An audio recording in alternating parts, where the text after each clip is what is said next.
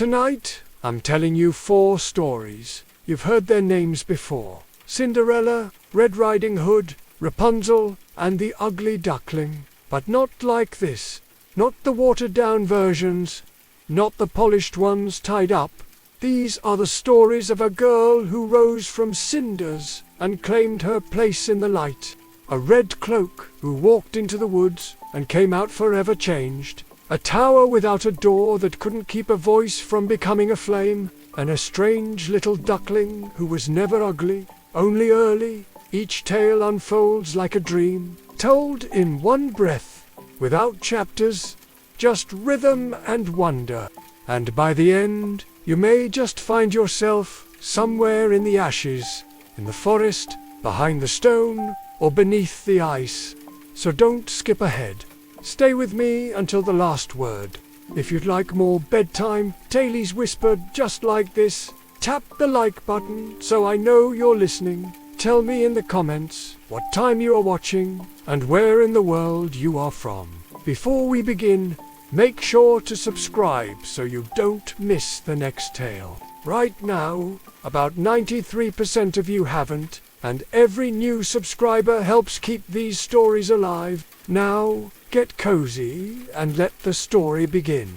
Let me tell you the true stories of Cinderella, Red Riding Hood, Rapunzel, and the Ugly Duckling. In a faraway land where the hills rolled like sleeping lions, and the sky forever held the hush of twilight, there stood a kingdom draped in mists, the color of pearl, where every morning smelled of honey and the wind whispered names. Forgotten by time, and in the golden edge of this kingdom, beside a forest of evergreen trees, there lived a nobleman whose house stood tall and proud, its windows framed in ivy, its doors carved with scenes of old tales. And in this house lived a girl named Ella, who was born with eyes the shade of melted sky, and hair soft as the breath of spring, and her voice when she sang made the birds stop to listen and the brook hold its song a while. Her mother loved her dearly, and filled the air with songs and stories and gentle laughter.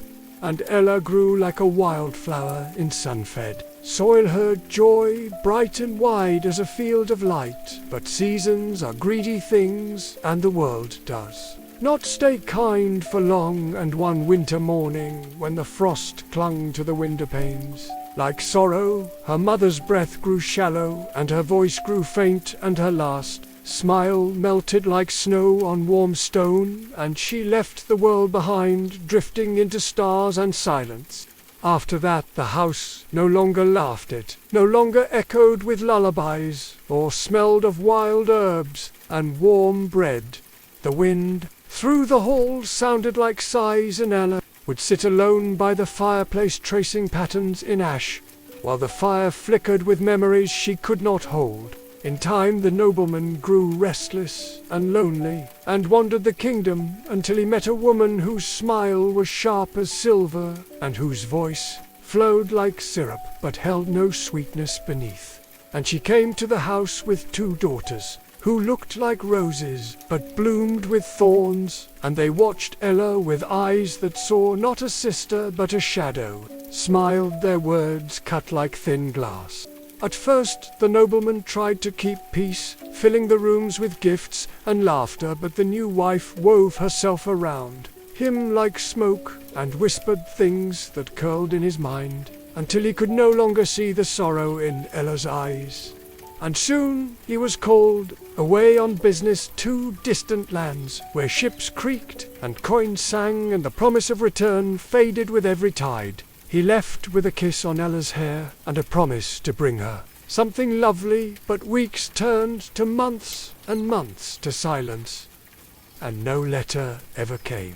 Ella knew in her heart that he had vanished into the sea, or the sand, or some place beyond her reach. Without him the house changed like water into wine, but bitter, not sweet, and the new wife, now a stepmother in title and in truth, took the keys to the larder and the keys to the joy, and locked them both away. And she gave Ella no place but the hearth, no clothes but the worn no name. Cinderella, because she slept in cinders and rose in soot, and her hands were always dusted with ash.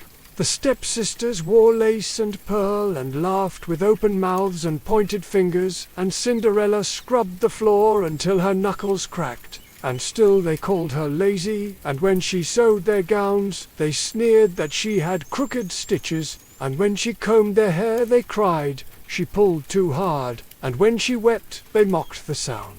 But the house did not forget, for within the walls old magic slept, and the fire sometimes whispered, and the mice blinked with knowing eyes, and the wind that swept through the chimney had seen other days and other daughters, and it sang to Cinderella as she worked songs without words, lullabies for the lonely, and she began to hum them back.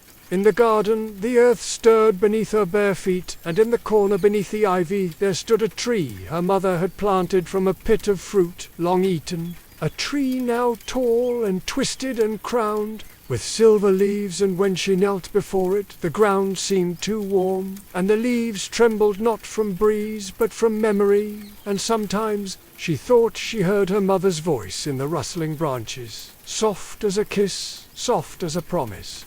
So Cinderella lived and waited and wept and sang and dreamed, for though her hands were chapped and her dresses torn, her spirit was not yet broken, and in her dreams she flew over forests and rivers, and spoke to starlight and rode the moon like a ship, and in those dreams she was not ash, she was flame, and the kingdom turned its wheel, and the skies spilled rain and sun in their time, and the forest grew thicker, and the palace on the hill gleamed brighter, and all the while Cinderella swept and stirred and stitched, and the world forgot her name, but the wind remembered, and so did the tree, and so did the stars. The days folded into one another like petals in sleep, and Cinderella moved through them in silence, and rhythm her footsteps light. Her breath measured her, sorrow tucked behind her eyes, where no one could see, and though the walls of the house held no warmth, she found small comforts in places the others did not see, for the mice that scurried beneath the floor, her name, and the birds that nested in the rafters sang when she passed, and the fire that crackled in the hearth blinked kindly at her, as if it remembered when it had been the heart of a home, not the grave of one. Each morning the stepsisters yawned and shrieked and spilled powder on the floors she had scrubbed, and each night the stepmother's voice slithered through the halls with sharp instructions and cruel reminders. Cinderella listened to none of it with her soul, for her soul had wings and had long since taken to wandering, and though her hands worked, her heart drifted to the garden, to the tree where her mother slept in roots and memory, and to the sky that shimmered just out of reach. Magic lived in the kingdom, though it rarely showed its face, for it had grown shy with time.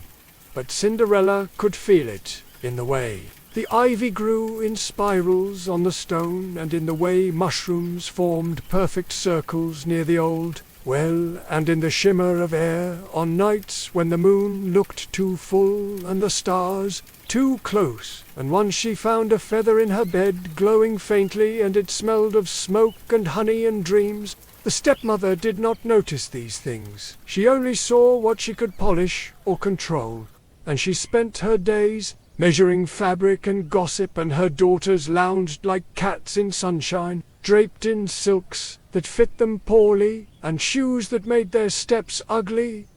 They spoke often of grandeur and princes and parties, but their voices were empty as bells without wind, and their laughter rang false like flint on stone. Then one morning the courier came riding fast on a white steed, his cloak streaming behind like a banner, and he carried a scroll bound in ribbon gold as dawn, and he stopped at every house great and small, reading aloud in a voice that echoed like chimes through the trees and the valleys.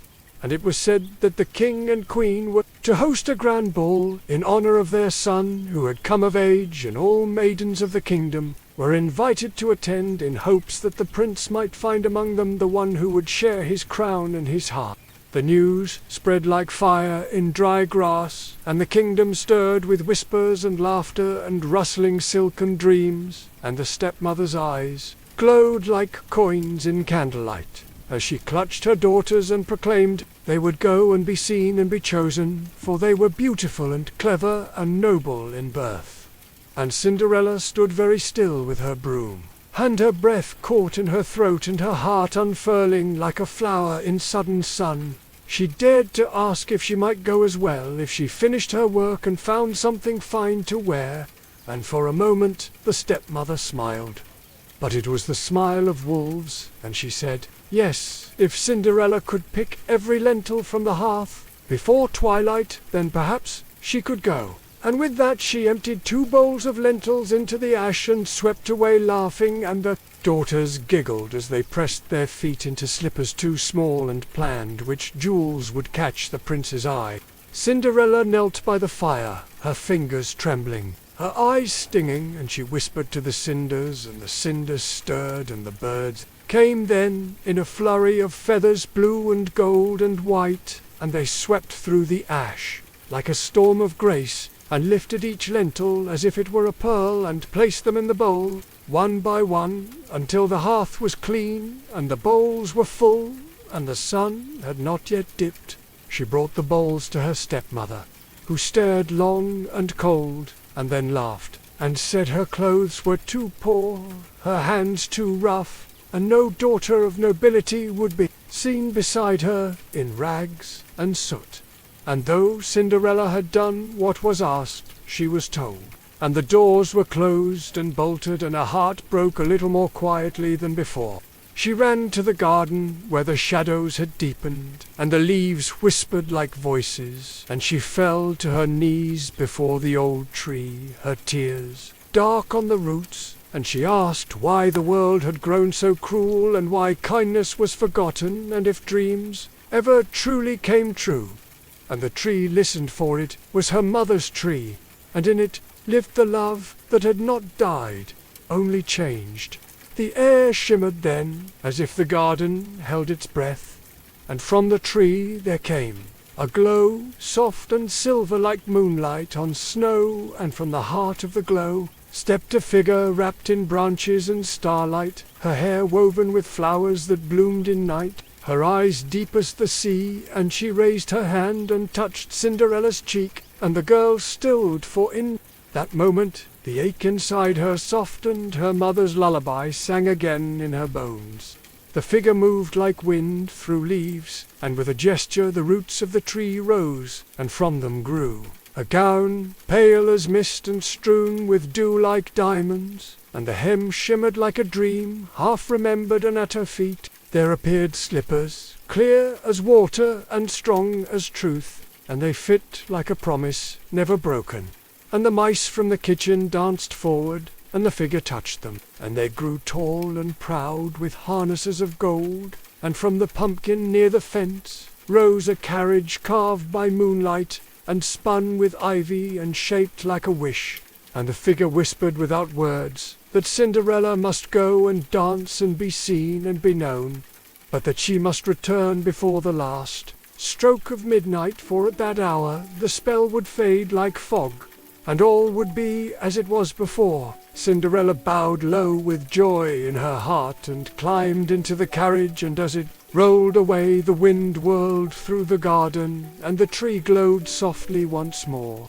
The road to the palace wound like a ribbon through fields that glittered with dew, and trees that bowed their limbs as if in greeting, and the stars above blinked in wonder at the girl cloaked in light, for she was no longer ash, she was the night sky itself, stitched into silk and crowned with moonlight, and her eyes shone like morning after storm, and her breath came soft as petals falling.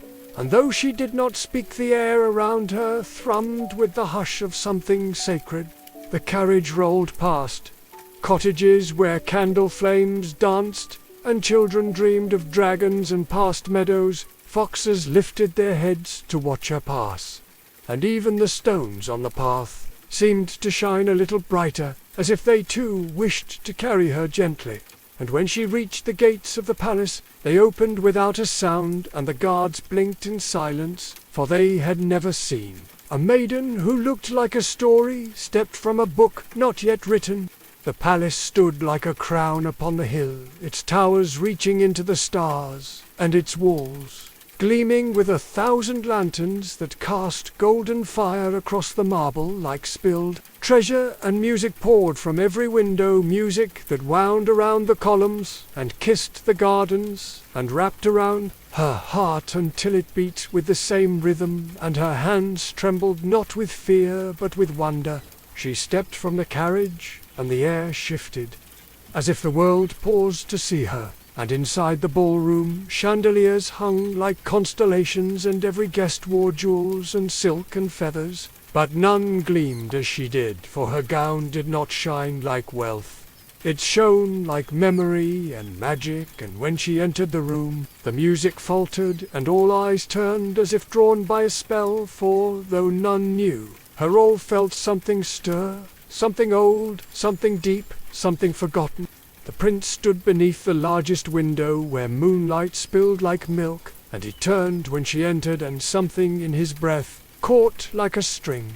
And though he had danced with many that night, none had moved him, for their words were painted, and their laughter too loud. But now he saw her, and it was as if he had walked into a dream.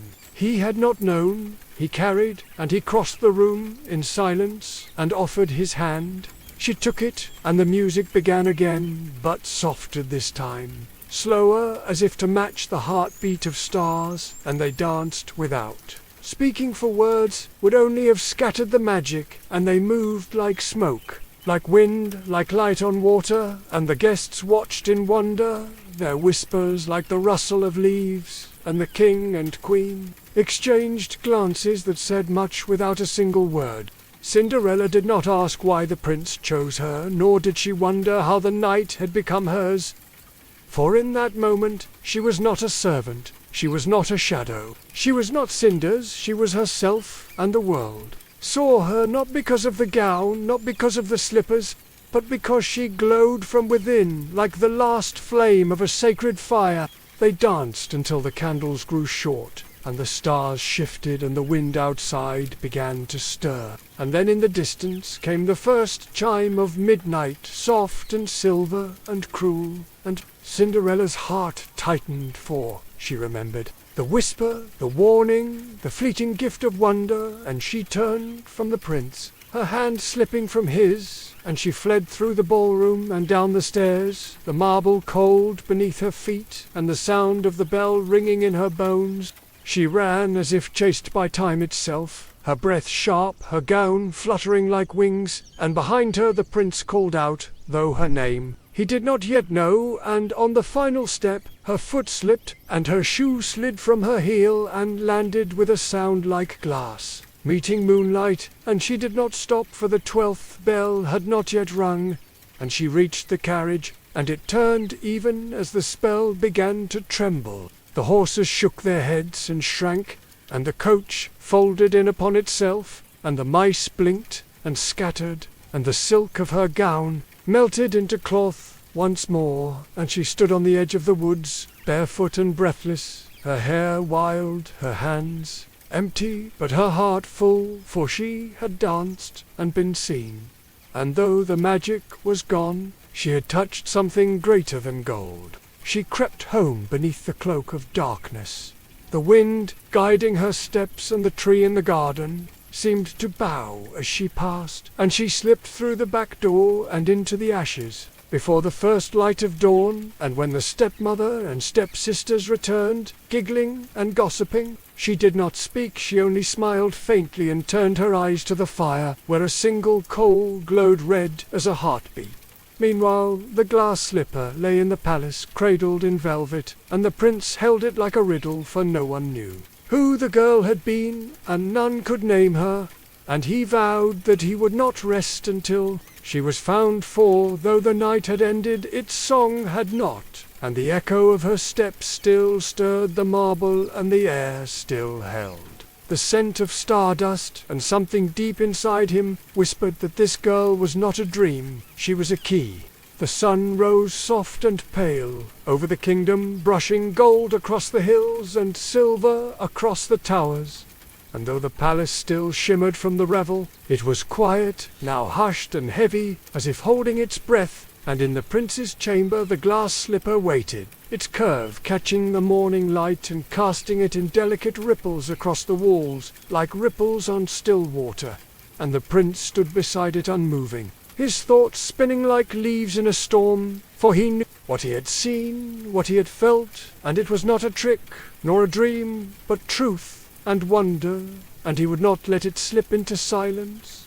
So the king made a decree sealed in wax and wonder, that the slipper would be carried to every home, great and small, and the maiden, whose foot fitted with perfect grace, would be brought to the palace, and given her place beside the prince, and the kingdom stirred again. This time not with lace and laughter, but with whispers and racing hearts, for all remembered the girl who had glided through the ballroom, like starlight made flesh, and though none knew her name, all longed to be her. The prince himself set out in a carriage of white and gold, with the slipper held in a velvet box, guarded as if it were treasure more rare than rubies, and at each house he knelt and waited as girls tried to press their feet into the glass, but it would not yield, for it was not shaped by size or flesh, but by magic and memory, and the foot it sought and turned from all others. At last the carriage reached the house on the forest's edge, where ivy clung like secrets and silence lingered in the corners, and the stepmother swept the steps clean, and lined her daughters up with painted faces and pinched shoes, and made sure Cinderella was locked in the cellar with only shadows and spiders for company, and the prince arrived with his guards and his quiet eyes, and the stepsisters smiled too wide and stepped forward too fast. The first pushed her foot into the slipper until her face turned red, and her breath came hard, and though her heel bled, said it fit. But the birds at the windows screamed and flapped, and the prince turned away, for he saw the lie written in her pain. The second sister laughed too loudly, and tried next, her toes curling and her lips trembling, but the shoe would not slide past her arch, and she scowled and spat and cursed the slipper for being false and still. The prince waited, his face calm, his heart quiet, for he felt the truth had not yet come. Then a voice small and sure like wind through grass called from behind the wall, and the guards turned and listened, and the birds cried louder, and the mice stirred, and the prince raised his hand and asked that the cellar be opened, and though the stepmother protested, though she wept and wailed, her words were smoke against the breeze, and the guards broke the lock and lifted the door, and Cinderella rose from the dark. She came forward not in silk but in grace, not in gold but in truth, and her hair was tangled, and her dress plain, and her hands worn. But the prince saw her and knew her, for his heart stirred as it had before, and the world seemed to narrow and quiet until there was only her, and he knelt with the slipper, and she sat, and when her foot slid into it, as if into water, as if into light, the wind rose in a wild cry of joy, and the birds soared, and the earth seemed to exhale. The stepmother turned pale as bone, and the stepsisters fell silent, their eyes wide and empty. And the prince took Cinderella's hand and raised her, and the ash fell away, not by magic, but by choice, and she stood tall and whole, and the prince smiled not because he had found a bride, but because he had found the girl who had danced with the sky in her eyes. The carriage returned to the palace through fields that bent to greet them, and trees that whispered blessings, and people gathered along the path to watch the girl in the plain dress and the glass shoe, and they murmured of how beautiful she was, though she wore no jewels, for her beauty came not from riches, but from the light within. And when she entered the palace once more, the walls seemed to remember her, and the marbles sang beneath her feet. That night the bells rang again, and the stars gathered like guests, and the prince and Cinderella stood beneath the great window, and the queen placed her hand on the girl's cheek, and the king bowed his head with honor, and the guests looked on, not with envy, but with awe, for they had seen many wonders, but never one quite like this. And so the dance began, again not with magic, not with illusion, but with truth and hope, and the music rose as if played by the wind itself, and though midnight came, it did not take anything away, for this time the wonder was not borrowed. It was hers, and it would remain. The days that followed shimmered like pages turned in sunlight, for the kingdom awoke into a story it thought it had only dreamed, and the tale of the girl who danced like moonlight and vanished like mist whispered through every village and valley, from the deepest woods to the highest towers, and those who had seen her at the ball spoke of her grace with breathless awe, and those who had not listened, wide-eyed and quiet, for they felt in their hearts something sacred had passed among them and left a blessing in its wake. But even as joy bloomed like spring through the land, the palace stirred with purpose, for though the prince had found her, though the slipper had fit, though the fire had faded from her dress, and the soot had fallen from her skin, the world beyond the walls had not yet been made right, and the prince knew that a crown was not a shield nor a name, a refuge, and that truth must be known and kindness must have a voice. And so the kingdom hunted, not with swords but with questions, not with chains but with justice.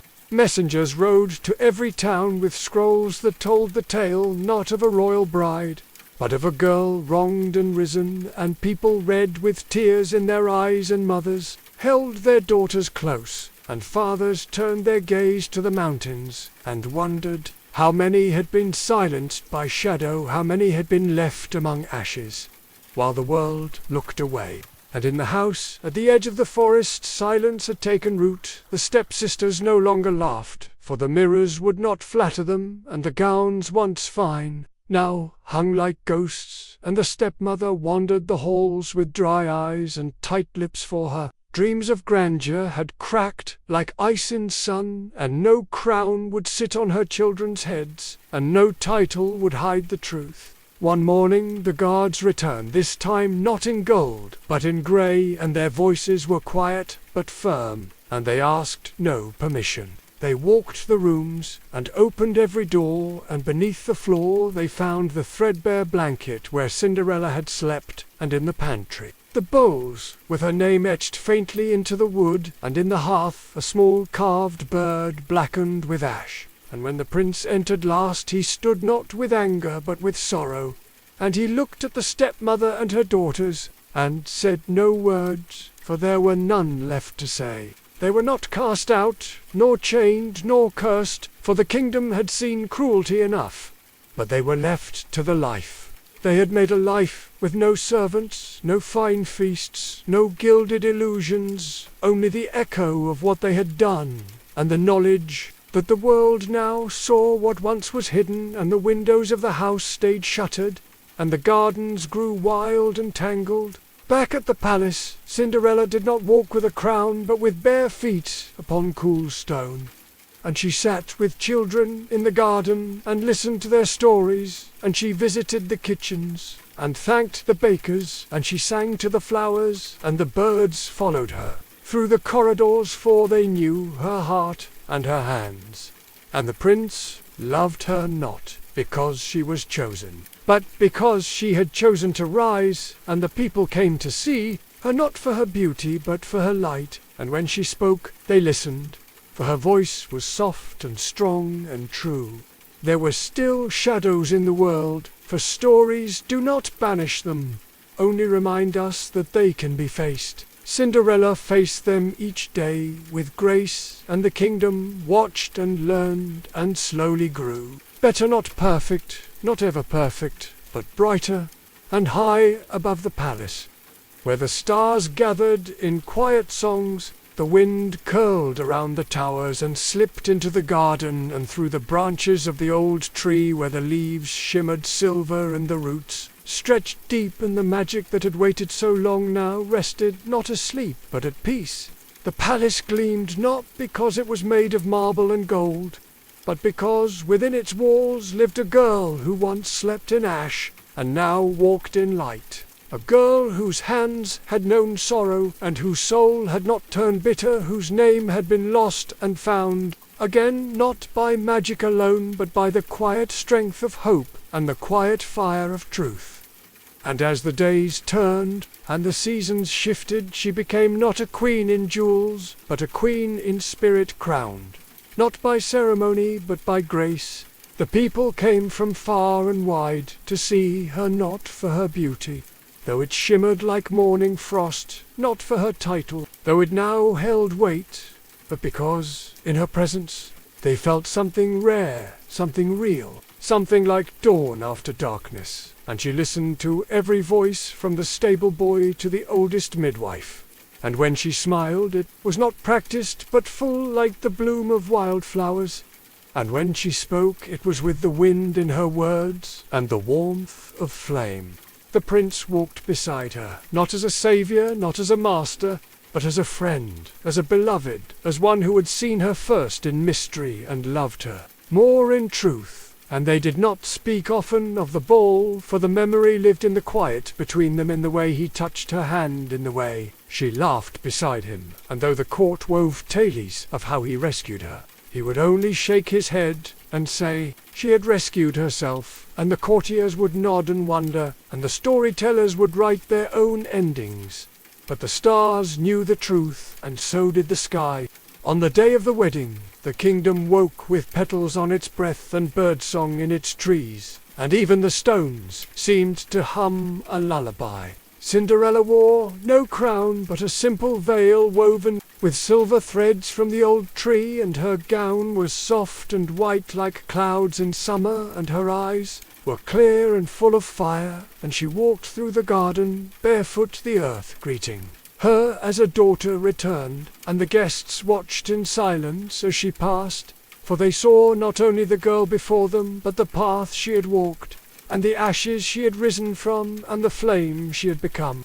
The ceremony was held beneath the open sky, where the moon had once watched her flee, and the stars had once blinked in awe. And now they blinked again, this time in joy, and when she and the prince joined hands. The wind danced through the trees, and the petals lifted in swirls, and the old magic, deep in the soil, trembled with gladness. And when their vows were spoken, the air stilled for a breath, and the world felt full. The feast that followed was not of gold and glitter, but of laughter and light, with songs sung from balconies and ribbons tied to trees, and dances that lasted until the fireflies came, and even the guards set down their swords, and the mice crept from corners to watch, and the birds sang long into the night, and somewhere deep in the forest the old tree glowed faintly, its roots dreaming sweet and soft. Cinderella sat beside her prince, her hand in his, her feet bare, her eyes watching the stars, and she knew she had not left behind who she was. She had only grown more fully into it, for she still rose early and tended the garden, and hummed to the birds, and fed the cats in the courtyard, and sometimes she still knelt by the hearth, and let the warmth touch her face, not in sadness, but in memory, and she never forgot the ashes, for they had shaped her, they had held her, and they had not broken her. And so the girl who once wept in silence became the woman whose voice moved hearts, and the girl who once ran from the palace became the woman who walked its halls with kindness, and the girl who once dreamed beneath the stars now danced among them. And though her story was told in whispers and woven into tapestries, though children fell asleep to its rhythm and grandmothers retold it by candlelight, though minstrels sang of the slipper and the ball and the gown of light, the true magic was not in the spell that faded at midnight, nor in the glass that fit only her, but in the heart that refused to dim in the soul, that chose hope in the girl who became a flame and lit the world around her.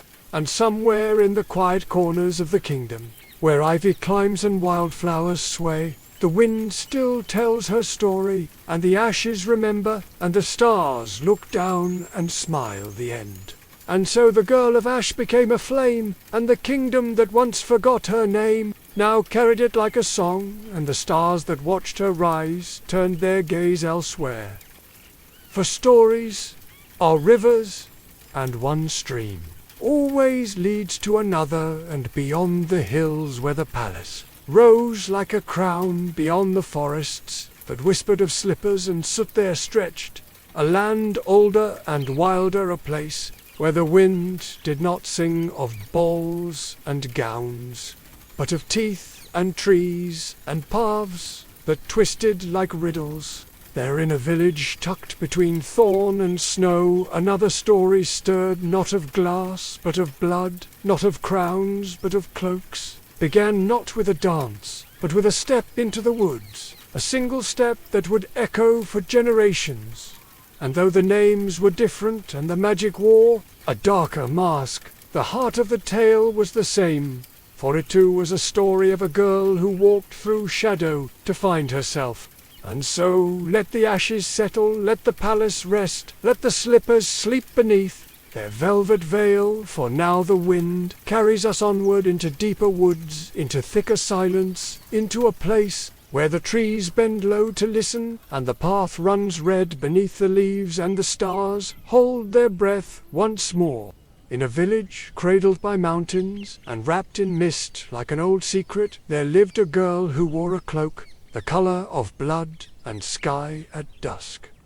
And the people called her Red Riding Hood, not because of what she had done, but because of what she carried, for the cloak had been wrapped around her the moment she was born, beneath the breath of a blood moon that bathed the fields in silver and cast the trees into sharp and trembling shapes. And her mother had sewn the cloak from the old velvet hidden in the attic, and stitched into its hem were threads from the past, and wishes unspoken and charms whispered by candlelight.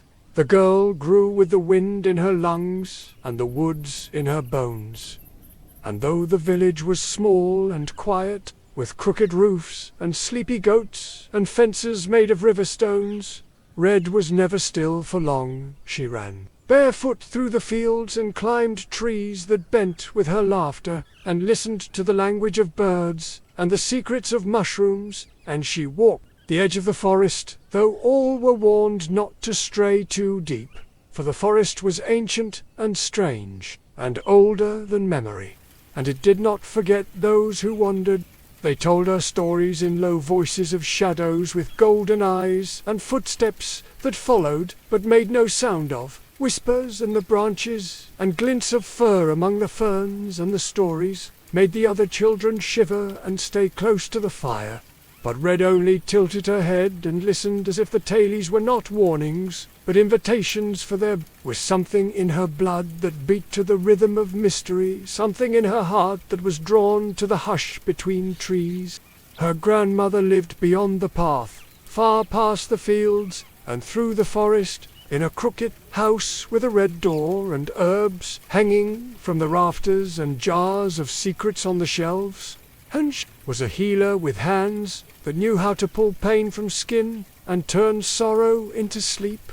And though her hair was white, her eyes were sharp and bright. Red loved her more than the sun loved the sky, for when Red sat at her hearth, the world felt still and whole and real. One morning the wind came fast and strange, carrying with it the scent of damp bark and wilted violets, and Red's mother pressed a warm basket into her hands, filled with bread wrapped in linen, and balm in a clay pot, and a note scrawled in looping letters, and she told Reed to go to her grandmother and not stray from the path, and the words came quick and tight like stones dropped into a still pond. Red nodded, though her thoughts were already on the trees. She wore the red cloak fastened tight at her throat, and stepped into the forest, while the sun was still stretching, and the air held the hush of early breath, and the path before her wound like thread across a tapestry woven in moss and shadow. And she walked steady, her boots brushing fallen petals, her eyes open, her ears full of birdsong. And though the village faded behind her, she did not look back, for something inside her stirred like roots after rain, and the forest felt less like danger and more like a door. The trees leaned in around her, not cruel but curious, and the leaves danced without wind, and the stones beneath her feet hummed as if they remembered her steps. And though she knew the warnings, though she carried them like old lullabies, she found herself slowing her hands, brushing ferns, her eyes catching the glint of something pale in the underbrush, a flower unlike any she had seen before, blooming blue as sorrow and soft as breath. And she knelt without thinking, the cloak falling like spilled wine across the ground. And the forest watched. The flower trembled beneath her fingers, though there was no wind, and when she plucked it, the petals sighed and folded as if tired. Red tucked it gently into the basket beside the bread and the bomb, and she rose and looked around, and the path was still there, winding ahead, like a ribbon dropped by the sky. But something in the trees had changed the light. Softer the air, thicker, and the birds no longer sang. And she knew. She had stepped not into danger, but into knowing, and the forest had opened its eyes. She walked on her breath, even her steps careful, her cloak brushing against thorn and leaf, and the trees whispered above her, not in words, but in sounds that felt like memories and warnings and wishes. And she listened. She had always listened, and her ears heard the creak of bark, the sigh of moss, the stretch of roots, shifting far beneath, and the deeper she walked, the more the forest leaned until the path itself narrowed and the sky was only a sliver of gold above her. It was then she saw him. He stood where the path curved around a stone worn smooth by time, his coat the color of midnight, and frost his eyes, bright as coins dropped into a well, and though he smiled, it was the kind of smile that holds its breath and waits. And Red stopped, because something inside her stirred, not with fear, but with the sharp pull of instinct, and her fingers tightened around the handle of the basket, and the flower inside it pulsed like a secret. He tilted his head, and though his mouth did not move, she felt his voice in her bones like a story half remembered and forgotten again. And it asked where she was going, and who she walked for, and whether she knew the forest as well as it knew her. Red answered only with her gaze, steady and unblinking, and the wind curled between them like a thread pulled taut. Then he stepped aside with a bow that bent like a question, and vanished before her eyes into the underbrush, silent as falling snow, and the birds still did not sing, and the path stretched on before her, and she walked now with her heart held quiet, her senses stretched like twine, her shadow flickering strange beside her. And though the sun moved slowly above the trees, the light beneath them changed quick and sharp like breath between laughter and the hush that follows. She did not see the cottage when it came into view, only felt its shape first, the way the air warmed slightly, the way the trees grew less tangled, the way the scent of mint and dried apples brushed past her face, and when she reached the red door, was slightly ajar, and the herbs above the windows had curled and browned. Stones in the path were scattered, as if something had passed over them in haste or hunger. Her hand hovered above the latch, and her fingers brushed the wood, and the basket felt suddenly heavier, as if filled with stone, and the petals of the blue flower turned inward, and the bomb jar pulsed against her palm, and she stepped across the threshold, not in fear but in knowing, and the air inside the house was thick with silence, and the fire in the hearth was low, and the blankets on the bed stirred as though with breath. She stepped forward, her boots soft on the wooden floor, her eyes scanning each shadow, and when she spoke her grandmother's name, it did not echo back, and the wind outside paused, and the trees waited, and the hush deepened, and from the bed came the soft rustle of cloth, and the slow turning of a head, and the eyes that met hers were too wide, too yellow, too bright, and the smile beneath them too still. The cloak slipped from her shoulders just slightly, and her fingers found the basket, and the flower, and the jar, and the story began to change. The room held its breath, and the trees beyond The windows pressed their faces to the glass, for what now stirred beneath the covers was not her grandmother, though it wore her nightgown and lay in her bed and blinked with practised patience and smiled with teeth that did not belong, and Red stood very still, though her blood rushed like river water in spring, and she felt the forest leaning close, as if it too waited for her to see.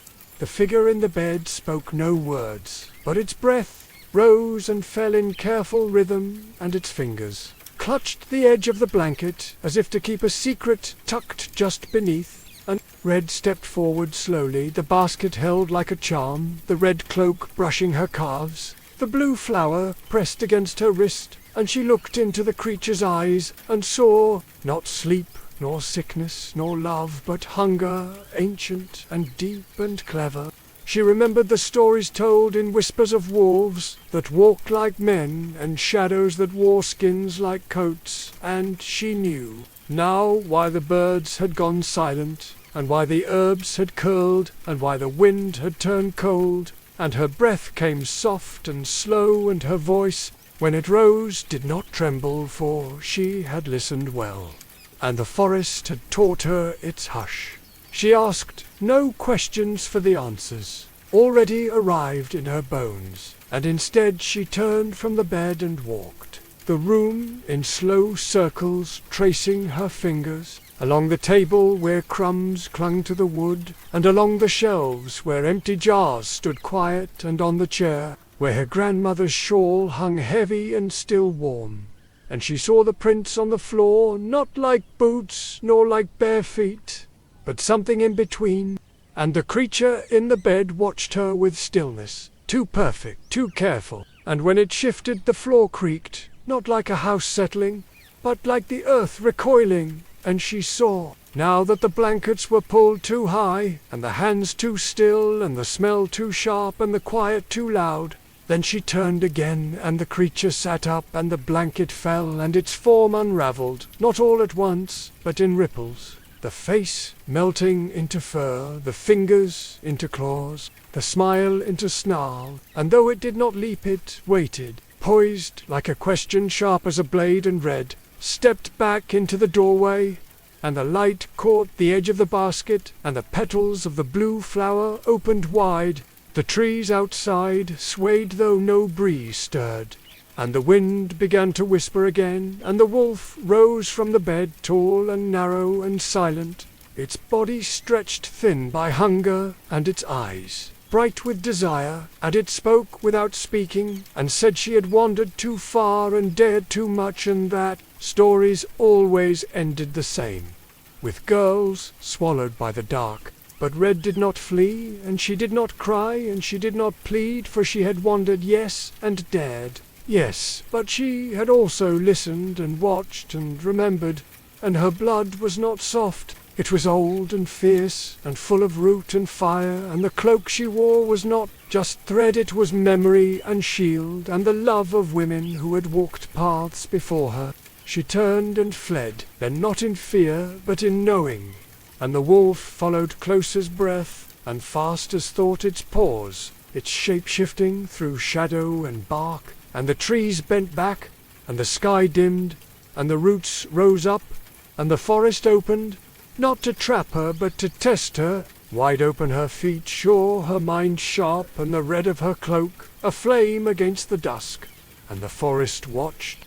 The forest stretched and deepened around her, the trees bending inward, the earth rising soft and slick beneath her feet, and the wind cried her name, not to call her back, but to warn her forward, and she ran with her cloak flaring like a flag, her breath sharp as frost, and behind her the wolf followed, not with sound but with silence, not with fury but with fate and the woods. The weight of his steps, for they had felt it before. The sky dimmed to silver, then to iron, and the shadows grew long, and the moss curled in warning, and the flowers closed their eyes, and the birds tucked their heads beneath their wings, and still she ran her basket, the jar warm, the petals trembling, and the path fell away beneath bramble and stone, and she moved not by sight but by sense. for the forest had stopped being a road and become a mirror, and she saw herself in every twist of bark, in every root that reached and every glint between leaves. She came at last to a place she had never seen, and yet had always known, where the trees grew in a circle so tight their limbs wove into a crown above, and in the centre the ground opened into a hollow where roots tangled and bloomed and pulsed.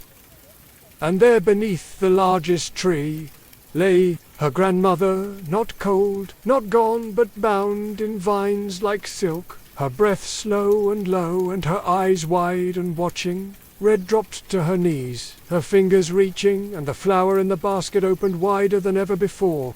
The vines shifted slightly as if in recognition, and the ground beneath them pulsed once, then twice, and the forest groaned not in pain, but in memory, and the roots whispered in a tongue older than language.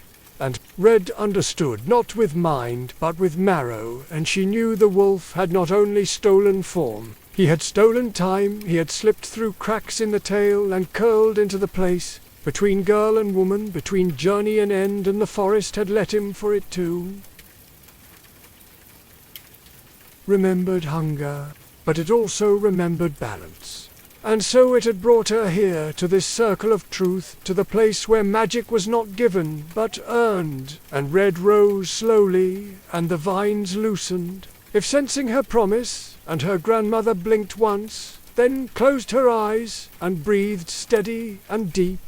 And Red stood now, not only as a girl, not only as a daughter, but as something more, as something becoming, and a jar in her basket hummed, and the bomb glowed faint, and the flowers blue, now burned almost white. She turned then, and he was there. The wolf stepped into the ring of trees, and he was taller, now broader, now his fur black with shadow, and his claws long and glistening, and his eyes the colour of gold melting. And he smiled not with cruelty, but with certainty, for he had devoured many.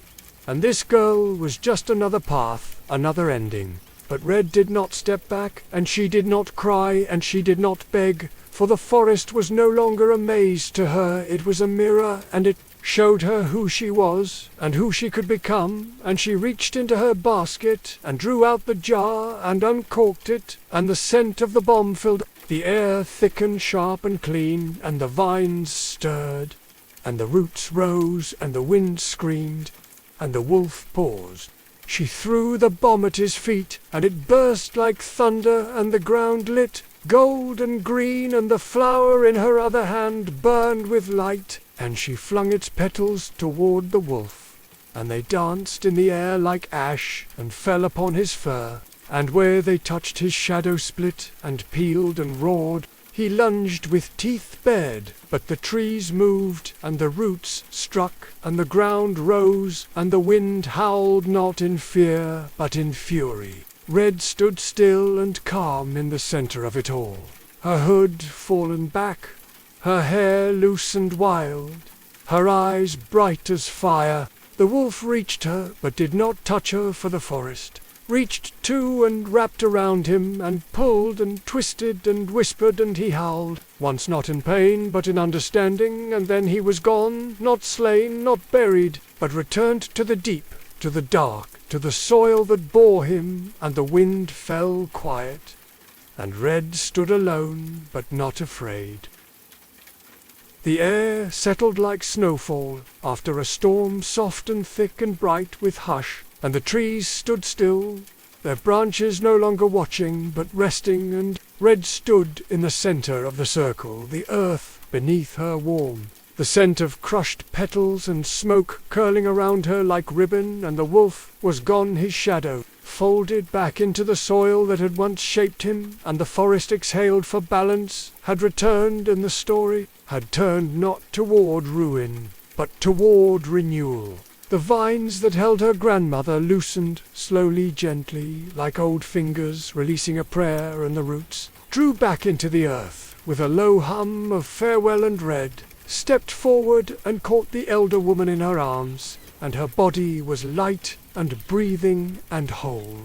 And though her eyes were closed, her mouth curled into a faint smile, and Red knew the magic had not harmed her. It had only held her until the time was right. She helped her to her feet, and the two stood side by side in the hollow that pulsed with new stillness, and around them the trees began to sway, not in fear, not in warning, but in song, the leaves brushing each other in a rhythm, like rain on water, and from the edges of the circle stepped animals, with bright eyes and low sounds, foxes and deer birds and mice, and even a wild cat with golden fur, and they came, not to judge nor to stare, but to witness, for the forest remembers, and the forest honors. Red turned her face upward, and the sky above the crown of trees had cleared, revealing stars like lanterns strung across a river of dark, and the wind passed through her hair like a sigh,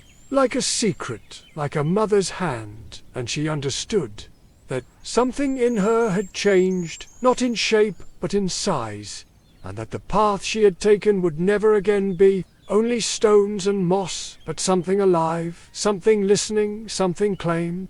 They left the circle slowly, the grandmother leaning gently on Red's arm, her strength returning with each step, and the trees parted without being asked, and the creatures followed for a while before slipping back into the shadows that held them, and the ground beneath their feet was no longer heavy but light, and the hush of the forest was no longer sharp but soft, and when they came to the edge of the wood, the village lights flickered in the distance like small stars waiting. They crossed the last stretch of path just as the sky turned the soft color of bread, just before baking, and the dew clung to their cloaks, and the air smelled of thyme and ash and new beginnings. And when they stepped into the village, the people gathered not with shouts, not with questions, but with silence and wonder. Red walked with her head high, her steps sure, her eyes still shining from the forest's memory.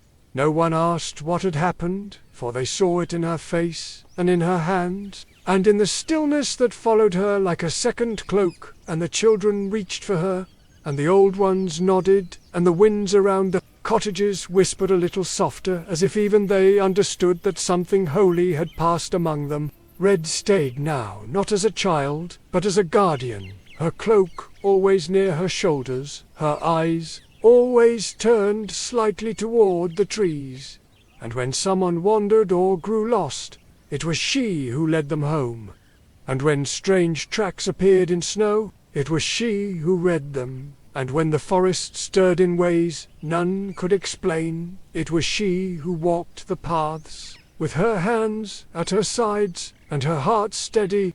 And in the forest the circle remained quiet and whole, and the roots grew deeper, and the vines stronger, and the old tree stretched taller each year, and the animals still passed through with reverence, and the wind sometimes carried her name across the moss. And when the moon rose, blood bright above the canopy, the stars blinked, and the branches swayed, and the forest remembered. The seasons turned like pages wet with dew and ink, and Red walked among them with the quiet strength of someone who had danced with danger and did not flinch. And though the forest now bowed to her presence, and the wind curled against her wrists like silk, she did not claim herself a queen, nor a witch, nor a hero, only a girl who had seen the truth of the woods, and not looked away, and the villagers watched her with awe, not born of fear but of reverence, for she had returned with her grandmother whole and awake, and the forest had not swallowed her, it had named her. But the tale was not yet finished, for stories with teeth do not end at once. They ripple and root and rise again, and somewhere beneath the canopy where no light reached, and the moss grew so thick it muffled even thought, the shadow of the wolf lingered not as flesh nor form, but as memory raw and restless, the kind that slips through cracks in dreams, and curls beneath beds and wakes with the sound of footsteps in stillness, and Red felt it like a prickle beneath her skin, like the space between thunder and rain. So she rose one morning, wrapped in mist and silence, and pulled the red cloak over her shoulders, not as a shield now, but as a promise, and she stepped into the forest, not to flee nor to deliver, but to answer a call deeper than roots, older than bones, and the trees welcomed her. Without word, their trunks brushing her shoulders, like hands, and the sky above dimmed as she passed. But she did not light a lantern, for she did not need it. The path lit itself beneath her steps, as if the earth remembered her weight. She returned to the circle of trees where the roots met in hush and hum, and the old tree stood at the center, its bark split with age and time and power, and the wind gathered there, twisting slow and low, and the spirits of the forest rose, not with form but with presence, and the hollow pulsed as it had before, and the silence settled with weight like stone, and Red stepped into the middle and did not tremble. She called him not with voice, but with thought and blood and memory, and the wolf came. He rose from the shadows, cast by memory and dust, shaped from every fear ever whispered by the fire, and his eyes glowed not with hunger now, but with ache. And he circled the edge of the grove, not in threat, but in rhythm, and Red watched him not with hate, but with knowing. For now she saw not the monster in the teeth, but the emptiness behind them, not the hunter, but the wound. And so she did not run, and she did not fight. She stood, and she listened. And the wolf stilled, for no one had listened before. And the wind held its breath, and the trees did not move, and time bent low. She reached into her basket, and drew forth the last petal of the blue flower, now dry and silver as ash. And she held it in her palm, and spoke without sound, and her meaning poured into the air like steam, and the petal rose, and spun, and fell to the roots, and where it touched the earth, the ground glowed soft and steady, and the wolf stepped into the light, and as it washed over him, his shape faltered and faded, and something behind his eyes released, and he sank into the earth, not in agony, but in rest. The forest groaned low and deep, like thunder beneath water, and the roots twisted inward, and the hollow closed, and the trees stood tall once more, and the shadow was gone, not slain, not scattered, but forgiven. And Red stood alone in the clearing, her hand empty, her heart full, and the air warm around her, and the wind moved through her hair, as if in thanks. And when she turned to leave, the path opened wide before her, not narrow, not hidden, but clear and golden and new. The forest watched her go, not with sorrow, but with pride, its branches lifting its roots, loosening its leaves, brushing lightly across her shoulders, like farewells made of wind and memory. And as Red stepped from the circle into the quiet light beyond the trees, the air shimmered around her, as though the world itself sighed in relief. And the birds sang again, not in warning, but in welcome, and the path beneath her feet grew soft and gold like morning. Her cloak flowed behind her, red and steady, not as a symbol of fear or fragility, but as a banner of becoming, for she had walked the dark and listened and remembered and returned, not untouched, but transformed, and she no longer belonged only to the village, nor only to the forest, but to the space between them, the place where stories root and rise and bloom. She came home beneath a sky the color of kindness, and the cottages stood where she had left them, their stones worn, smoothed their doors, opened their gardens heavy with thyme and rose, and the people watched her with wide eyes and full hearts, for though she had left as a girl with a basket, she returned as something more, as someone who had faced the howl and stood still, as someone who had named the dark and not let it swallow her. Her grandmother waited by the gate with a smile like dusk, gentle and sure, and took her hand in hers, and they walked together past fences and windows and eyes, and into the little house with the red door and the fire. Inside danced with new joy, and the shelves seemed to hum, and the jars glowed faint. Red placed her basket by the hearth, not as a duty, but as a promise.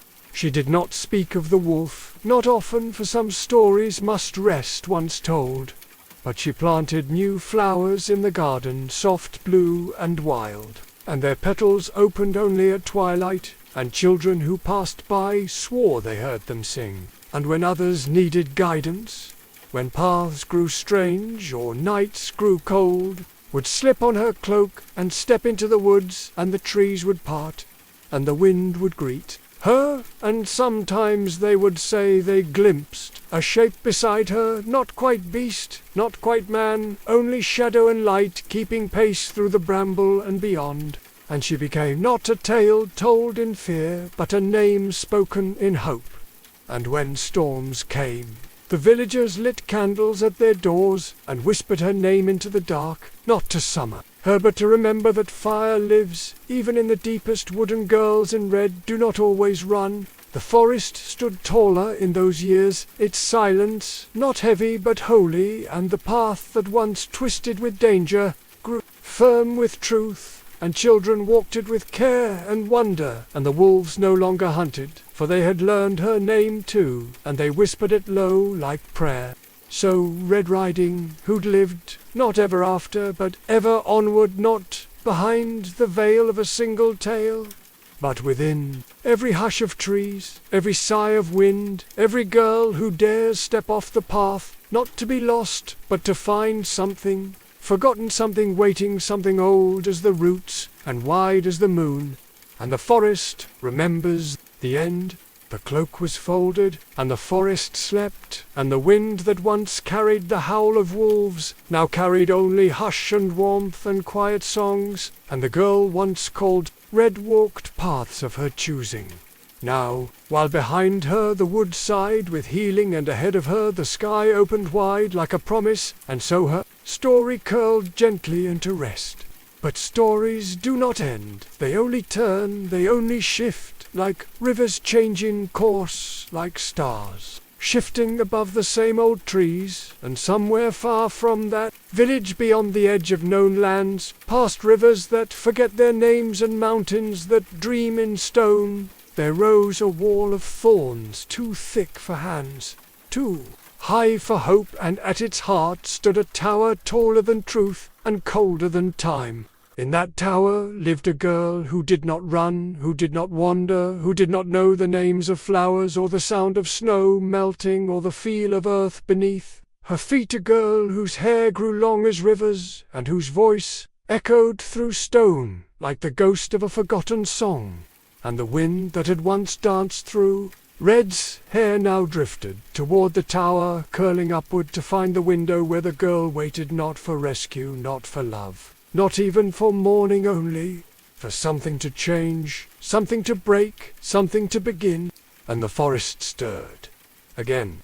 There once was a garden wrapped in thorns where no light entered, except what the leaves allowed, and no footsteps fell except those the earth forgot. And this garden sat behind walls of stone, older than memory and taller than song.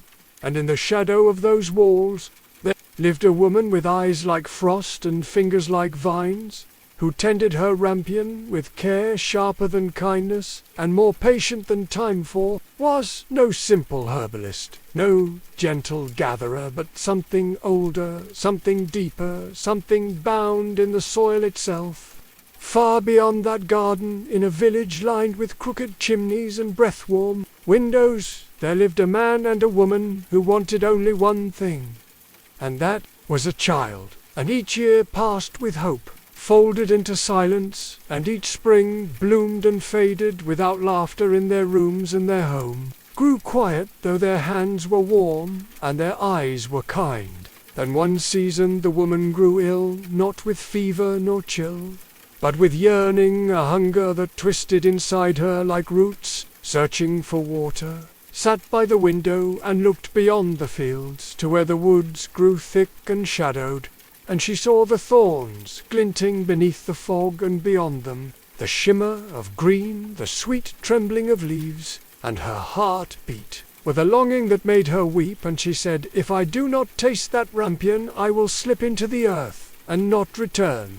The man who loved her saw the truth of her hunger, and one night he climbed the hill past the brambles, past the stone, until he reached the wall where the thorns curled like sleeping serpents, and he found a crack wide enough for fear and narrow enough for hope, and he slipped through and found the garden in its breathless silence. The rampion curled like smoke above the soil, and he plucked it with trembling fingers and fled before the shadows could follow. The woman ate, and her breath deepened, and her color returned, and joy curled into the corners of the house, like sunlight through shutters. And still and the man returned again and again, each night, more desperate, more swift, until one night the frost-eyed woman stepped from the vines and caught him in the act, her gaze cutting through the dark like thorn through cloth. And she did not scream, she did not strike, she only spoke, and her voice was the sound of roots cracking through stone. She said, "The price of what you have taken is not blood nor coin, but promise. And when your child is born, you will give her to me, not in cruelty, not in vengeance, but in balance.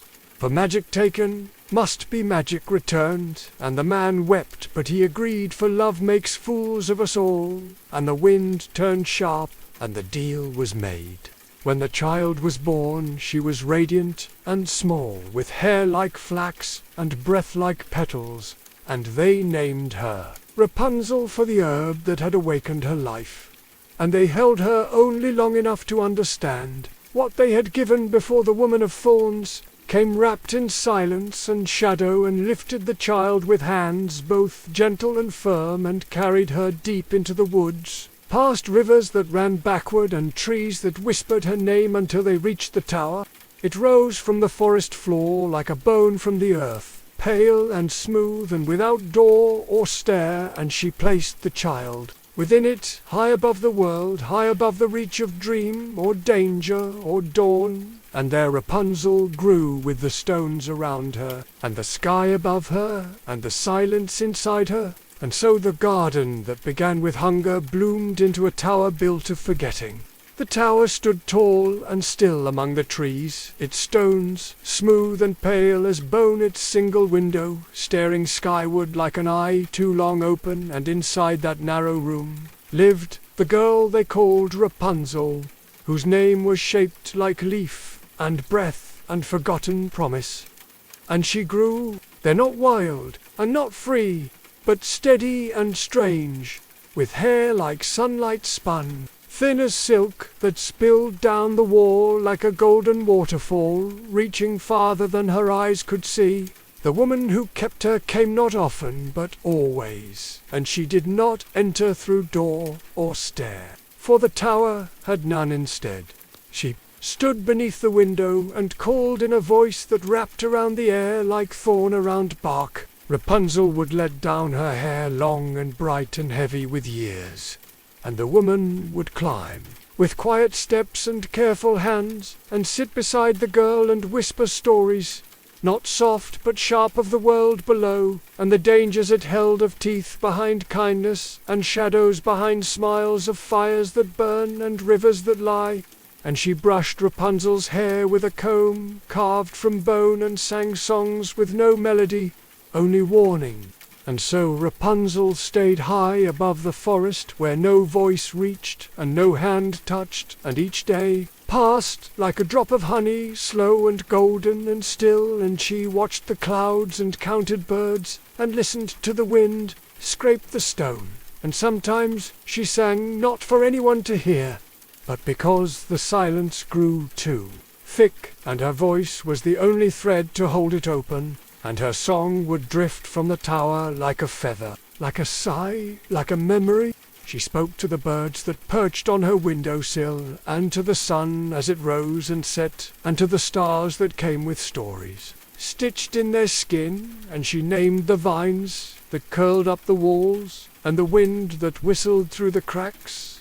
And she gave each echo a shape, and each shadow a name. And in her mind the tower was not prison but world, a small world, yes, but hers, and she ruled it with tenderness and wonder. Her hair grew longer than thought itself, coiling across the floor, curling down the wall, catching light and time in its strands.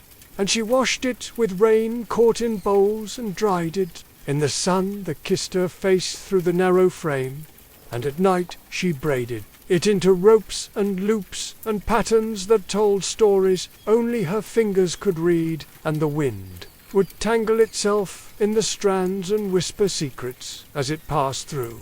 And though she had never walked on grass or touched bark or felt snow, she dreamed of such things, and sometimes her dreams came so bright they made her weep upon waking, and she would press her palms to the stone floor and whisper, "I am here, I am real," and the tower would hum back, "Yes, yes, yes." So the years passed, like river water beneath ice, slow and hidden, and she grew not only in body, but in thought and in voice and in song. And the tower did not break. It shaped her, and she was not empty. She was full of waiting and wonder, and the sky above her held stories, and the wind around her held change. And one day, as she sang to the stars and combed her hair with fingers soft and sure, the forest below stirred, and the trees leaned slightly toward the tower, and a rider passed beneath the canopy and paused, for he had heard something, not bird, not breeze, but voice clear as water and full of sorrow and light, and he listened, and the story began to change. The prince rode, not with banners, nor trumpets, nor golden armor, only with a cloak faded from rain and a heart heavy with dreams he did not name. And his horse was quiet and sure-footed, and the forest bent gently before them, as if remembering something not yet spoken. And he came not in search of glory, nor of kingdoms, but in search of something he could not name, only feel like a song just out of reach. He passed through groves where deer lifted their heads in silence, and across streams that flowed without sound, and through meadows trembled with hidden life, and as the sun dipped behind the trees, he heard it a sound, soft as sorrow and bright as flame, drifting through the branches like smoke through lace, and he stopped for his breath caught in his throat, and his soul stirred as if a key had turned in a door he had never seen. He dismounted slowly, the moss beneath his boots damp and deep, and he moved through the trees, without a word, following the song as it wove through the dusk, and the birds fell still, and the breeze held back, and the trees made way, until he reached the clearing, and there it stood, the tower pale as pearl and tall as hush, its stones cool in the fading light, and from the single window at its crown came the voice that had pulled him forward. He stood below it with head tilted and eyes wide, and he listened not just with his ears, but with everything he had. And though he could not see her, he knew someone waited above, someone who did not know she had been heard, and when the song ended he felt the silence bloom around him like a secret, and he turned and left with the sound still clutched inside him like a flame. He returned the next day, and the next, and the next, always silent, always listening, and each time the song grew deeper, fuller, more alive, and he began to notice things. The shimmer of hair that caught the light like spilled honey, the shadow that danced across the stone, the pause before the melody rose again, and he learned to breathe with the rhythm of her voice, and to walk with the pace of her silence. Then one day he saw her. The enchantress came wrapped in dusk and sharpness, her voice curling through the trees like smoke, and she called to the girl, and the prince heard the words, "Rapunzel, let down your hair," and he stepped back into shadow as golden strands unfurled like a waterfall of sun, and the woman climbed them slowly, surely, and vanished into the tower's mouth, and the prince stood frozen as wonder bloomed inside him wide and wild. He waited until the moon rose and the stars blinked and the forest hummed, and he stepped forward, his heart loud as thunder, and called the name as he had heard it, "Rapunzel, let down your hair," and it came down like light, and he climbed, not with power, not with right, but with awe and reverence. And when he reached the window, he looked upon her for the first time, and she looked back. And in that moment no word was spoken, and yet everything changed. They met in the stillness of the tower, with stone beneath and stars above, with only the hush of the wind to bear witness, and neither spoke at first, for words would have only broken the magic that hung between them. light as dust and deep as dream, and the prince looked at her not with hunger, not with conquest, but with awe, for she stood like sunlight made flesh, her hair a river, her eyes wide with wonder, and he saw not a girl to rescue, but a soul already blooming. And Rapunzel looked at him not with fear, but with curiosity, for he was not like the shadowed stories. The woman had told not fire, not thief, not danger, but soft and clear and listening, and his presence was like the first time the rain falls after a long silence. And she did not step back. She did not lower her gaze. She met him full and bright and so began their secret rhythm days, turning like pages and nights, folded like petals, the prince climbing with care, and Rapunzel welcoming him not with fanfare, but with warmth, and the sharing of silence, and soon of words, and soon of songs, and soon of stories, whispered beneath the silver hush of moonlight. And in those moments, the tower was not a prison, it was a place between worlds, where something old and gentle stirred. She asked of the world, and he told her not of battles and blades, but of rivers that glowed at dusk, of mountains that hummed with snow, of wild horses running beneath thunderclouds. And he listened when she spoke of the birds that came to rest on her sill, of the names she had given the stones, of the dreams that spilled from her hair when the moon was high, and their voices tangled like roots beneath soil, like streams joining beneath the earth. But enchantments are not broken without cost, and secrets do not sleep forever. One dusk the woman came early, her steps sharp and her voice thick with storm, and as she climbed she smelled something she had never known. Inside the tower the scent of change, the scent of another, and her eyes burned and her heart cracked. And when she reached the window, Rapunzel greeted her with a smile soft and open, and said words that lit the air like fire. She spoke of a prince of dreams, of a heart grown larger than stone. And the woman screamed not with pain, not with betrayal, but with the fury of control unraveling, and she seized Rapunzel's golden hair with fingers like thorn, and cut it clean and cruel, and the strands fell like summer sun to the floor, and the air trembled, and the girl wept, but not in fear, in fury, and the enchantress banished her into the wild, into the deep where paths have no names, and the sky forgets your face.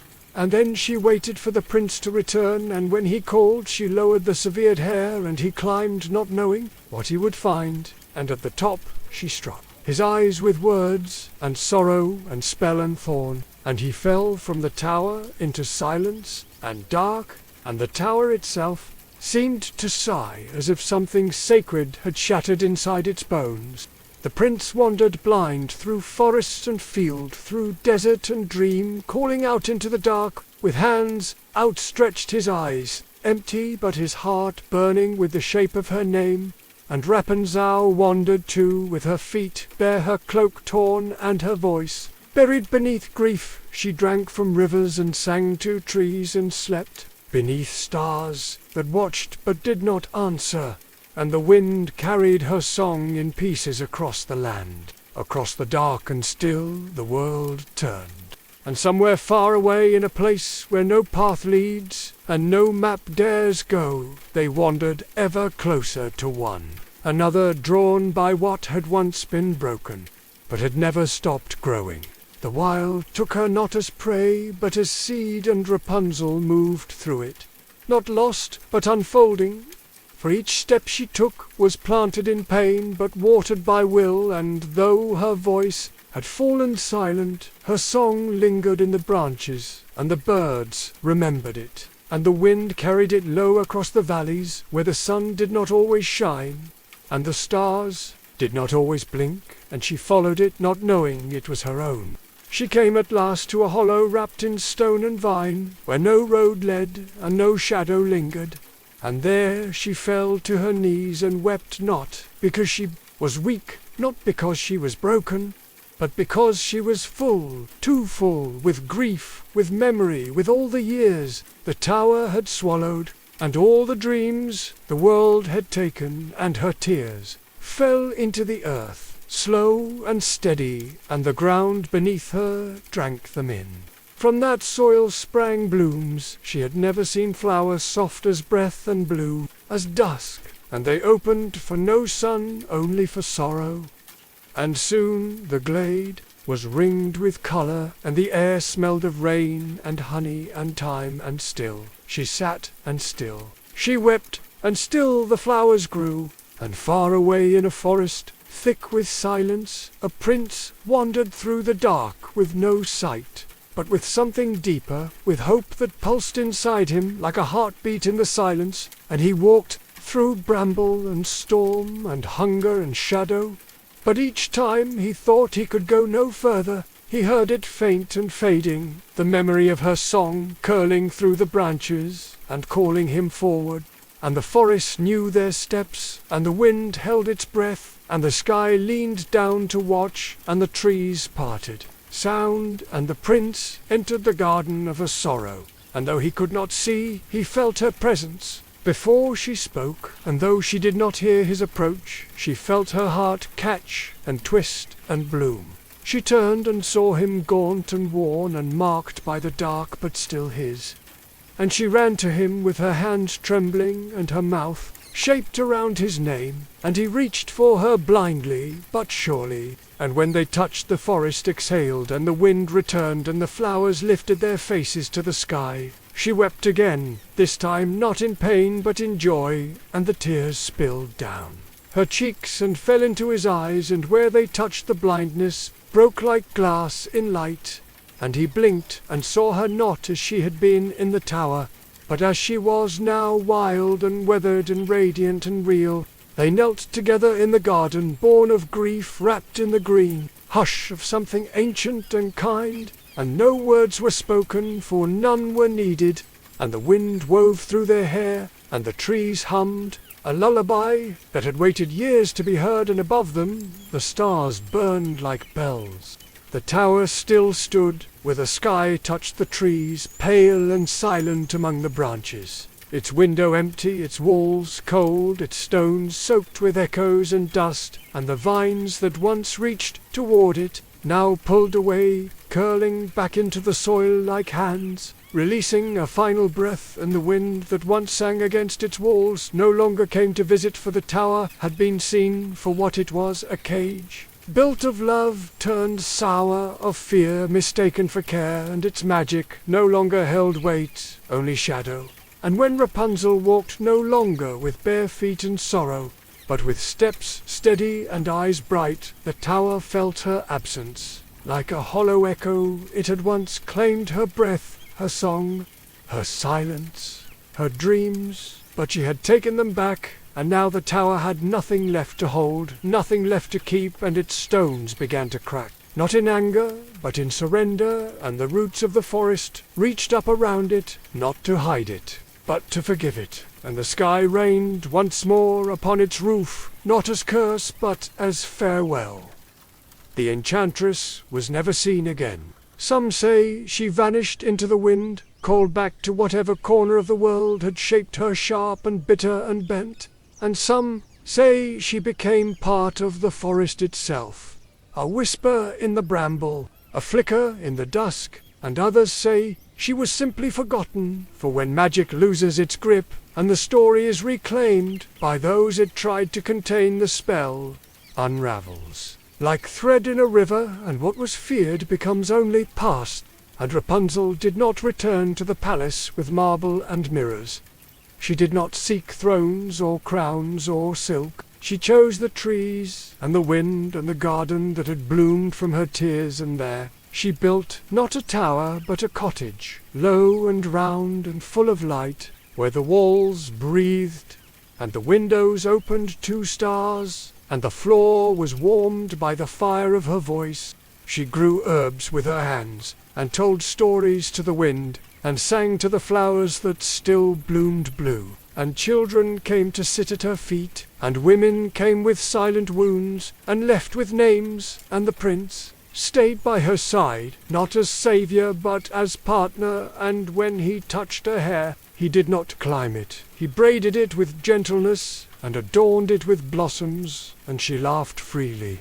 Her hair still grew long and gold, not as a rope, not as a chain, but as a crown, a stream, a symbol of all she had carried and cast off and become. And when she walked through the woods, the birds followed, and the wolves bowed, and the trees moved back, just enough for her to pass, and those who met her spoke of her not as girl, not as princess, not even as witch, but as something, bright something real, something that rooted and rose.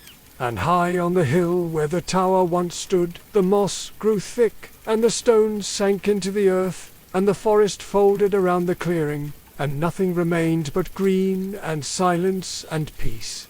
And if you stood there long enough, you might hear a song rising faintly through the trees, a song not of sorrow, not of fear, but of freedom, and you would know the story had not ended, only softened into truth.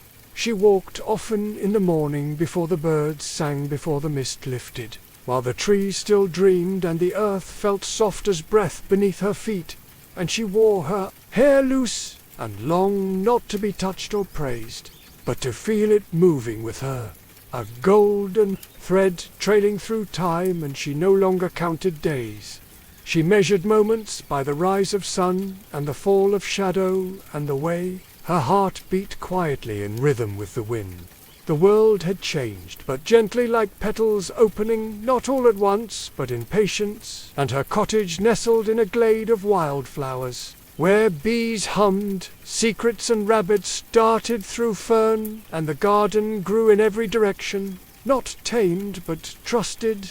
And when she touched the leaves they leaned into her hand, and when she sang the soil grew warmer and the trees whispered back.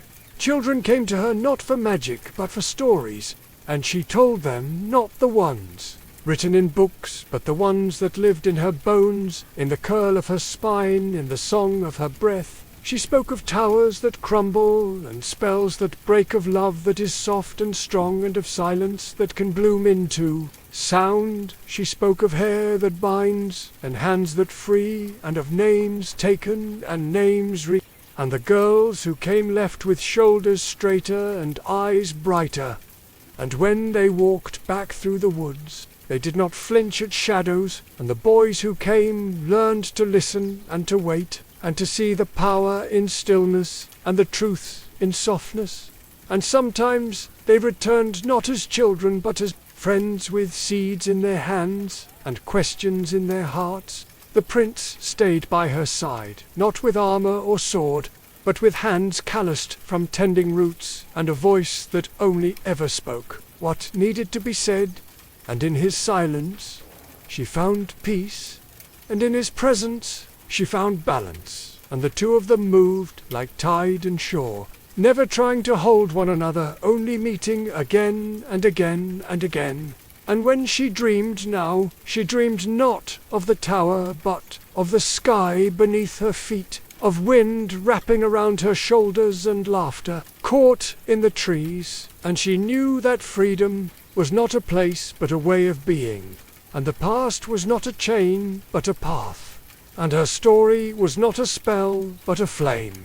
The tower was gone, but she still remembered it, not with fear but with knowing, for it had shaped her, yes, but it had not claimed her, and she had stepped down from its heights and into the world and made it hers, and the sky did not live only above her now, it lived all around her, in the space she claimed, in the path she walked, in the voice she had chosen to raise.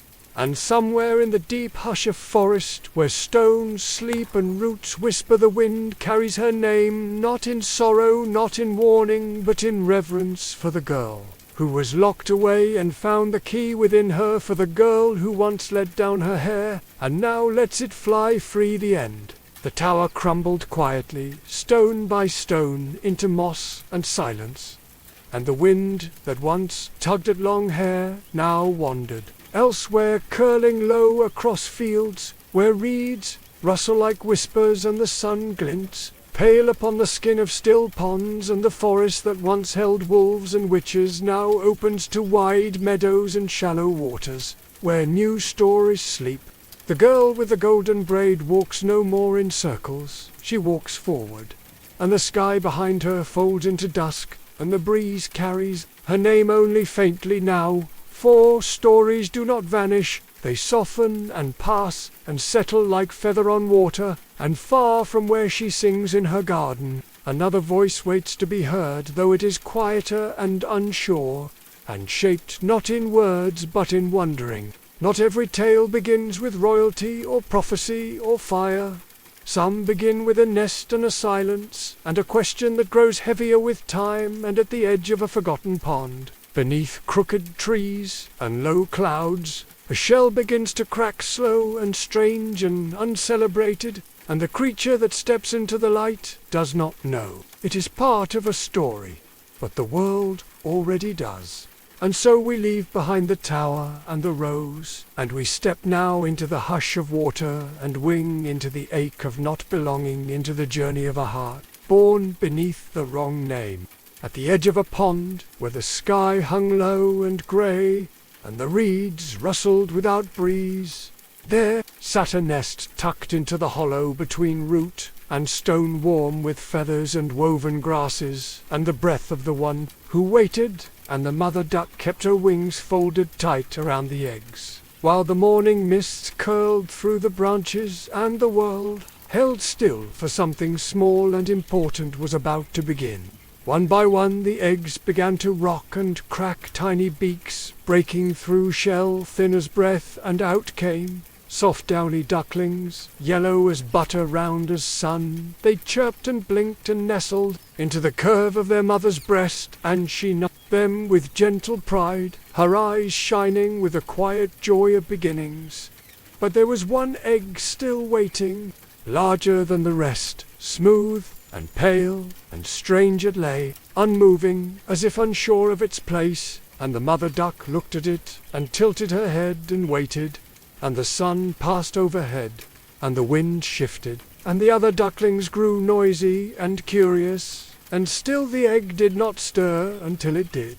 With a sound soft as breaking ice, a crack formed thin and silver, and from the stillness came movement slow and awkward, and the shell split and fell away in pieces like paper in rain, and out came a creature not yellow, not round, not soft, but long-necked and feathered in grey, his eyes too wide and his body too large. And the ducklings stared, and the mother stared, and the pond rippled as if even it had questions.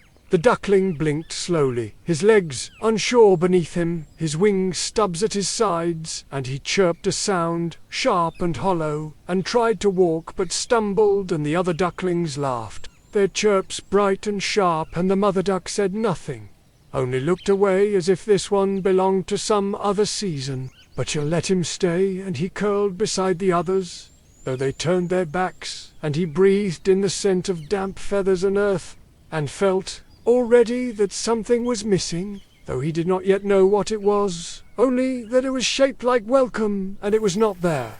And the pond watched. The duckling grew slowly, though not in the way the others did, for while they grew round and golden with short bills and short necks, and easy laughter, he stretched into angles and silenced, his feathers clinging in patches, his legs too long and his eyes too large, and wherever he went, space opened like a question around him. They called him names, not cruel but careless, and they laughed, not to harm but to separate, and each word fell like a stone into the pond of his heart, and the ripples spread wide and slow and stayed. The chickens pecked at him when he wandered near, and the geese hissed with their necks bent low, and the cat watched him from the fence with eyes like polished coins, and the dogs barked once and forgot him, but the others never did, and the ducklings that had once shared his nest now fluffed their feathers and waddled away when he approached. Even the water was unkind. He stepped into the pond and saw his reflection, not soft and yellow, but pale and stretched and awkward, and he dipped his head beneath the surface, hoping it would change. But when he rose, it followed him, and the ripples laughed quietly. He tried to chirp like the others, but his voice cracked and fluttered, and he tried to waddle with them, but his feet tangled and he fell, and the mud clung to his wings and his shame. And he began to speak less, and to sit farther from the others near the reeds, where the wind hummed low and lonely, and the frogs did not judge, and no one stopped him. The mother duck still brought him crumbs when she remembered, but she no longer looked at him with softness, only with something like regret. And when he pressed close to her side, she shifted slightly, and he felt it not as rejection but as truth. And he began to sleep farther from the warmth of feathers, in the cold of the grass, where the stars blinked alone.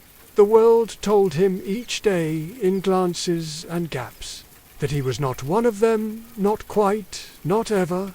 And still he watched the sky, where birds flew in lines, sharp and bright and clean their wings, spread wide, their necks stretched long, their shapes like arrows breaking the clouds, and he watched until they were gone, and his heart ached with something he could not name, only feel. And the wind whispered through the reeds, and the pond held its silence, and the duckling, who was not a duckling, began to wonder if the world had a place for things born wrong. The duckling rose before the sun, while the mist still clung to the earth like a forgotten thought, and the barnyard slept wrapped in straw and steam and snoring, and he stepped away without sound, without word, without even a goodbye, for he had learned that some departures do not need to be announced, only endure. He crossed the meadow, where frost clung to the blades like pearls, and the dew kissed his feet with chill, and he did not cry, for he had long since learned to keep his sadness quiet and thin like his wings. And he moved through the world as a shadow, soft and long and unseen.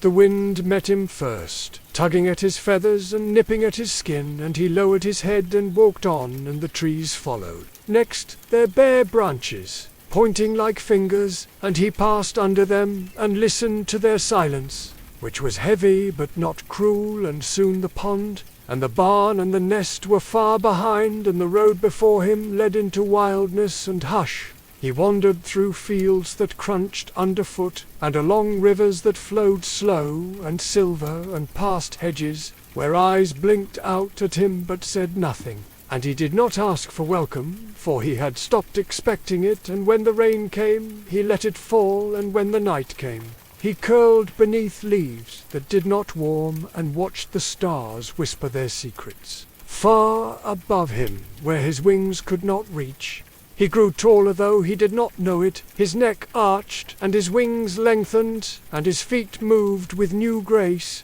though he still felt clumsy, still felt small and strange, and he drank from puddles and nibbled moss, and chased the warmth of day as it slipped behind hills, and still he went on. Then one morning, as the frost bloomed on every branch, and the breath of the earth hung like smoke, he looked up and saw them.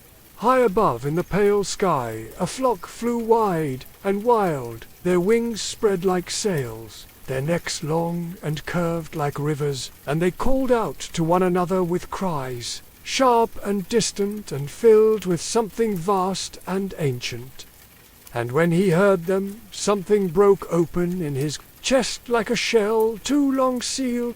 He ran after them through thicket and snow, through mud and shadow, until his legs ached and his breath caught, and still he ran. Not in hope, not in joy, but in hunger for something he did not understand, only needed, and when they vanished into the clouds, he stood panting and watched the sky close behind them.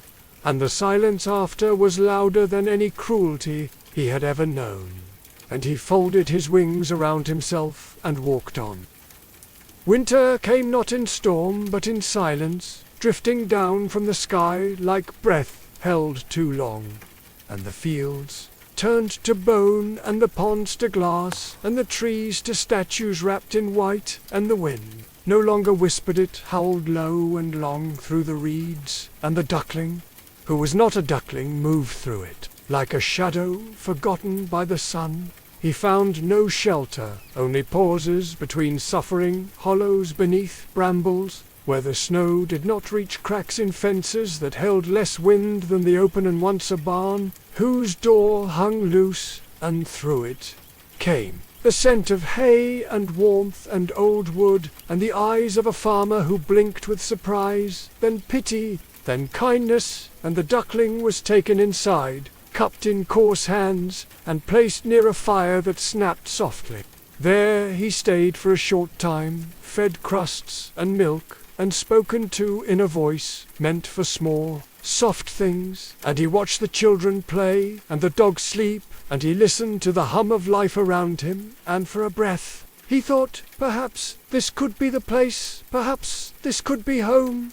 But it was not, for the dog growled when he flapped his wings, and the cat hissed when he drank too close, and the children laughed at the way his legs bent, and the farmer frowned when he stretched too wide, and the warmth was not his, and the voices did not know his name.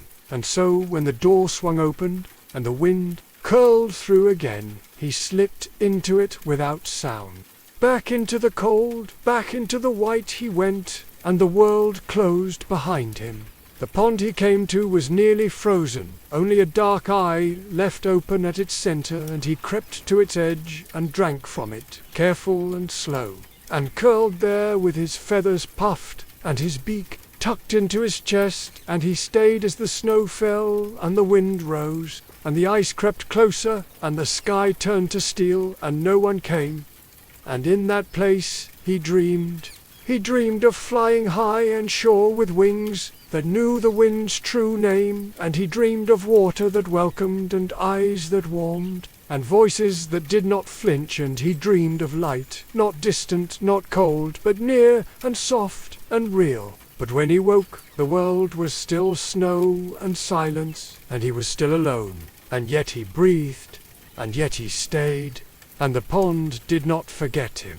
Spring did not arrive all at once. It crept slowly across the edge of the sky, soft and pale as a memory just beginning to stir, and the snow that had buried the world began to slip into the soil, and the pond blinked open, once more its frozen skin cracking like old glass, until the water beneath breathed again, and the reeds rustled gently in the first true wind. The duckling, who was not a duckling, lifted his head slowly, and the frost fell from his feathers in small, glittering flakes, and he rose not in strength, but in persistence, and stepped once more into the world that had not waited for him, but had made room just the same.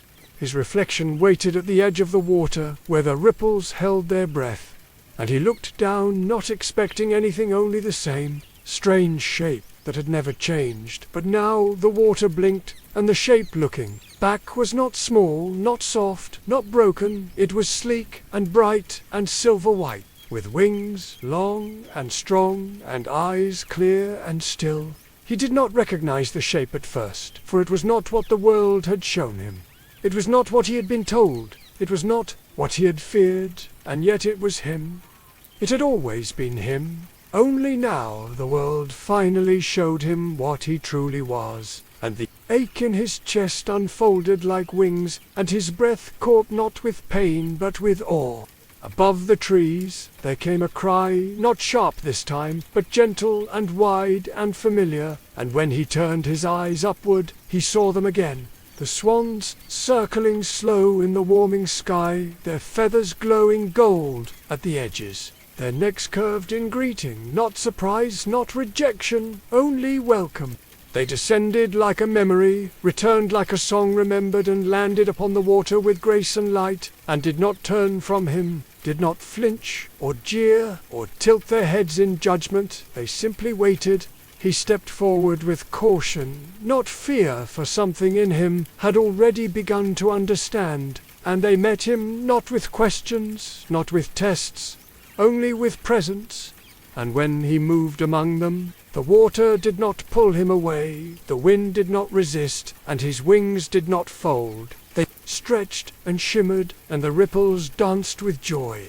And in that moment he knew not only what he was, but what he had always been. Not a mistake, not a monster, not an ugly duckling, but something true. The water held him like it had been waiting, like it had known all along, and the swans did not ask where he had come from or why he had taken So long, they only swam near and circled him with the soft rustle of feathers and the silver touch of light, and in their presence, the ache inside him began to loosen, not vanish, but soften like ice beneath the first sun. He did not speak, for there were no words he knew that could shape the quiet joy rising in his chest. But he moved with them, and they with him. And when he spread his wings, the air did not resist it, embraced, and he rose slowly, not high at first, but steady and sure. And the wind did not laugh, the sky did not close, the world simply widened. He flew not in triumph, not in revenge, but in peace. And the trees beneath bent gently as if bowing, and the pond shone like a mirror, holding his reflection with pride, and the clouds curled around him like old friends. And when he landed again, it was not with doubt, but with calm, for the weight he had carried had become part of his shape, not as burden, but as strength. The swans called out in long notes that echoed across the reeds and into the forest, and he joined them, his voice clear and deep and full of something holy. And when the sound passed through him, he felt his name rise, not the name others had given, not the name twisted with mockery and shame, but the name he had carried inside his bones through snow and silence and sky. It was not duckling, not ugly, not lost. It was his. It was whole. It was enough. And when he looked again into the pond, he did not search for answers, only for reflection. And what he saw did not frighten or surprise. It soothed, for it was no longer strange. It was his own face, his own feathers, his own form. He would never forget the fields, or the barn, or the snow that buried him, or the voices that wounded, or the eyes that turned away, for they were part of the story, not its ending, only its beginning. And he had survived them all, not by changing, but by becoming. And now the world saw what he had always been, not broken, not lesser, only early, only waiting. And now his wings had remembered what they were made to do. He flew, not to escape, not to prove, not to be seen. He flew because the sky welcomed him now, because the wind curled beneath his wings like a cradle, and because the air no longer asked who he was, it simply opened and opened and opened. Below him the reeds swayed in rhythm, and the water shimmered with memory, and the trees rustled like pages, turned by breath, and the places he had walked and wept and wondered were still there, but smaller, now softer, now not erased, but made part of the path. And he carried them all with him, not as scars, but as songs. He flew in formation with those who had waited without knowing, with those who had once been strangers and now were something more, and the flock moved like a single breath across the sky, quiet and vast and sure, and the world below lifted its face, not to mock, but to marvel, for they saw him now not as less, not as other, not as strange, but as beautiful. And when they landed again in a place wide and calm, with water like glass and grass that whispered, and sun that burned low and golden, no one asked where he had come from or who he had been. They only made space, and he stepped into it with a heart no longer hiding. He remembered the cold, but no longer lived in it. He remembered the silence, but no longer fed it. He remembered the names he had been called. But now he spoke his own, and when he saw his reflection again, it was not the shape that moved him, but the stillness within it, the quiet peace of knowing, and the gentle joy of being, and the great hush of finally arriving where he had always belonged. Not a duckling, not a mistake, but a swan, a song, a sky given form. And though the world may not remember his beginning, it would always see his flight the end. The stories linger long. After they are told, they drift like leaves across still water, like wind through halls, no longer haunted like stars. Blinking through dawn, they live not only in pages, but in footsteps and windows and wings, and in the hush that follows truth. Once there was a girl who rose from ashes and taught the world that grace cannot be stolen and kindness cannot be caged. Once there was a girl who walked through woods with a red cloak and teeth at her back, and found that fear can be faced and shaped into fire. There was a girl with hair like sunlight who climbed down from silence and turned her own voice into a key. Once there was a creature called Ugly who carried sorrow like snow until it bloomed into feathers and sky. They did not begin the same. They did not end the same. They did not ask to be broken or burned or banished or buried, and yet they rose, not because they were chosen, but because they chose to rise, and in that rising they became something more than stories. They became songs. They remind us that beauty is not in mirrors, but in movement, that magic is not in spells, but in choices, and that the path is not always marked, but it is always there, waiting in shadow, in stillness, in story. The maiden left behind her cinders, but kept her flame. The red cloak was folded, but not forgotten. The tower crumbled, but the voice sang on. The swan flew, but remembered the mud. They are not alone. They never were. They are echoes of each other, reflections in separate pools, pieces of a greater sky. And so the tale continues, in every quiet girl with a storm inside, in every outcast who dares to hope, in every silence waiting to be broken, in every name waiting to be spoken. And the wind still carries them, and the world still remembers, and you are part of it now. The end becomes once upon a time again. Thanks for watching this reimagined fairy tale. If this story stirred something in you, leave a like to let us know. And if you want more magical retellings told in a single breath, make sure to subscribe and ring the bell, so you never miss the next chapter in our growing library of wonder. Drop a comment below. Which tale spoke to you most? Which one should we tell next? Until then, stay curious, stay kind, and remember, every ending is just another once upon a time.